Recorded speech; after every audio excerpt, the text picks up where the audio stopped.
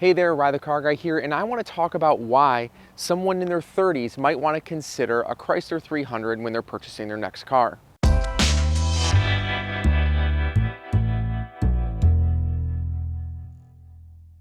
As you may or may not know, the sedan is dying, and full-size sedans are the ones that are going first. It's a very unfortunate thing, but people my age and younger are really leaning towards SUVs and crossovers. Why is that though? These cars are spacious, they're capable, and they're becoming affordable because for whatever reason, people are not buying them. So we're gonna explore that today. I'm gonna show you why a Chrysler 300 might be a great choice for you and your family. Let's start with the looks. The Chrysler 300 has a pretty good style. I would call it sort of timeless or classic. It has great lines and a pretty good stance. You can get a model like this where you still have sort of the chrome accents, things like the mirror or the door handles, and even some little trim around the front in the grille and in the rear on the bumper. Or you can get the S model where they wipe out all the chrome, so it's kind of up to you what style you want to go for. The car is wide and sits relatively low, so it's easy to get in and out of, and the doors open nice and wide as well.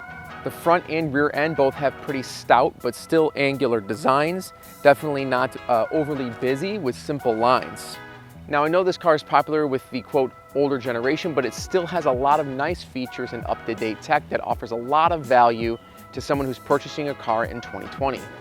The 300 comes with a couple power plants. You can get, of course, the Hemi V8, and you can get a 3.6 liter V6. I've actually owned 3 300s. This is my third one, and I've owned 2 of the Hemis and this one in the V6.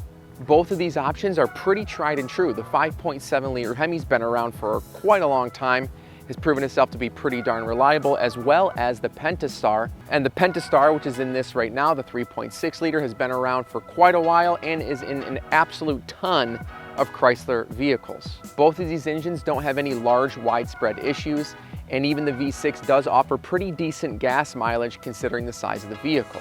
The width comes in at around 75 inches and the total length is around 200, making plenty of space for seating room in the front and the rear, and of course a pretty spacious trunk in the very back. Now, one of the greatest things about the Chrysler 300 has to be its value for dollar.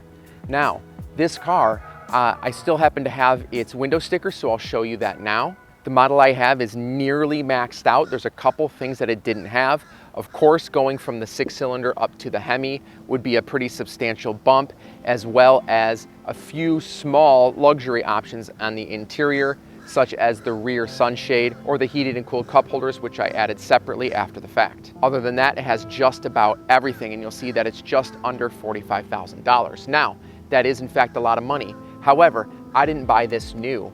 And these types of cars, especially sedans that are kind of going the way of the dodo, if you will, are dropping in value, and they drop in value fast. So this video certainly isn't intended to recommend you go out and buy a new one. However, what I paid for this is absolutely a great value. This car was one owner, it was less than a year old and had about 13,000 miles on it, and I paid $27,000 for it. Given the options, its size and its capability, that kind of money is pretty great. On top of all that, this was also certified by Chrysler, so I have a pretty great warranty to go along with that price. So all that is great, but what about how it drives? Honestly, that's pretty excellent as well.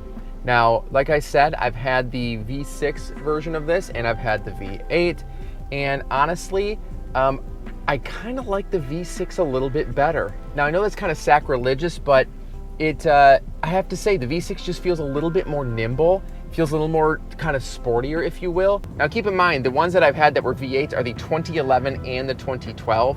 So those are a lot older, so they could have changed the driving dynamics. I'm not exactly sure what they did between 2012 and 2018, but I know they did go through a bit of a refresh, and in that could have been improvements to the drivability. I will say though, it offers a really smooth ride.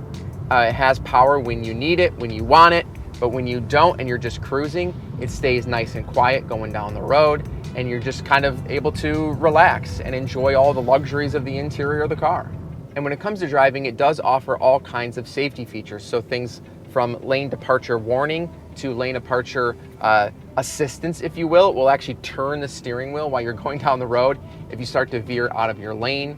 It also has adaptive cruise control that will slow down and speed up with the cars in front of you, crash avoidance system that will apply the brakes if you're coming up on things too fast. And on the luxury side of things, you have, of course, your leather and vinyl seats, power, obviously power on both sides, heated and ventilated seats in the front, heated seats in the rear, heated steering wheel. Of course, you have your auto dimming rear view mirror. Your side mirrors are defrost. They go down when you go in reverse. A large panoramic roof that brightens up the cabin, a fun analog clock on your dash. All of that just kind of adding to that classic luxury full-size sedan feel. On the technology side of things, you of course get the standard host of tech features, things like satellite radio and HD radio.